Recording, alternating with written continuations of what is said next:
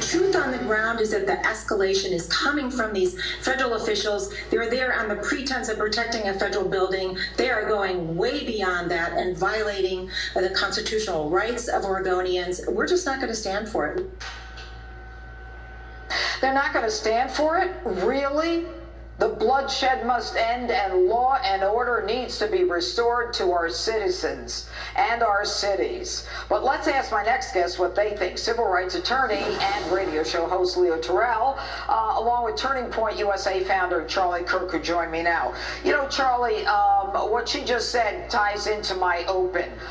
They don't see what's going on with 3 federal agents just this week, intentionally laser pointed at them, likely lost their eyesight.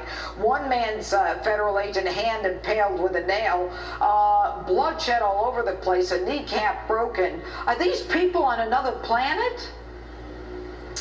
Well, it's Democrat deflection at its worst, Judge, and they don't want to actually have a conversation about how the Democrats have controlled these cities for decades, if not centuries. There has not been a Republican mayor of Atlanta since the 1870s. And Chicago, there's not been a Republican mayor since 1931. So instead of actually taking responsibility, which is a difficult but necessary thing to do to actually solve problems, they deflect towards Donald Trump. President Trump is mobilizing federal resources to save lives, to make these cities safe again, something that he pledged the American people to do. It's heroic, and he knew the second he signed off on this, he was going to get attacked for it. And I can tell you this, Judge, your open was brilliant and terrific. But everyone watching this has to realize that these Democrats own these cities, and they can't deflect any longer. Leo, what's your take on this? And by the way, Leo, we're delighted to have you back. And for all my viewers, I've known Leo for many years. We've been on television together, but it's great to have you back, Leo. What are these people thinking? Are they not seeing the bloodshed that you and I are seeing? Why is it okay?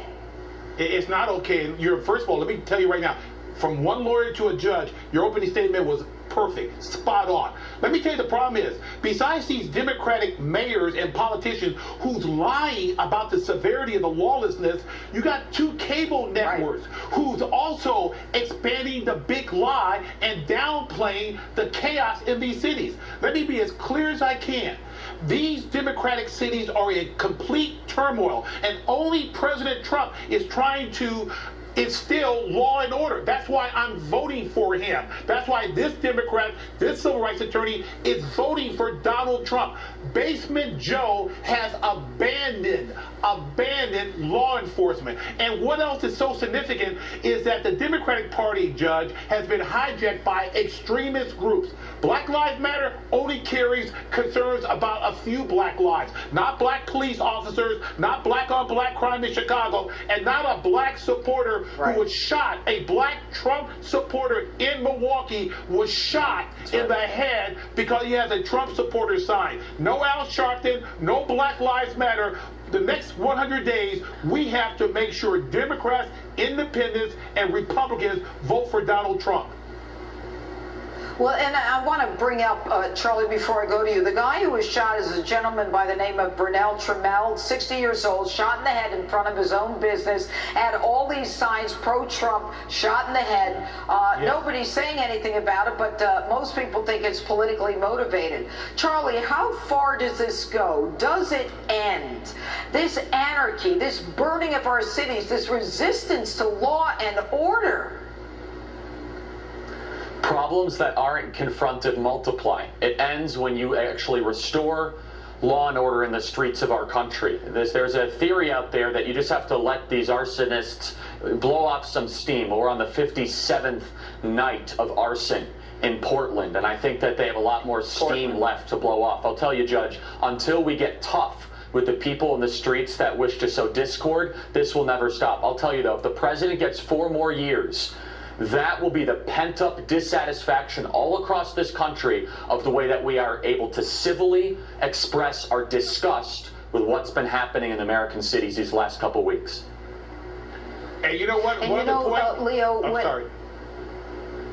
Go ahead. I was about to say, Judge, when the Democratic mayors turn over the keys to the criminals. Look what happened in Minneapolis. They burned down a police department. The Portland mayor has turned over the keys to the criminals. And these extremist groups, they're not protesters. They're looters and robbers and criminals. And they should go to jail immediately. The big problem is simply this.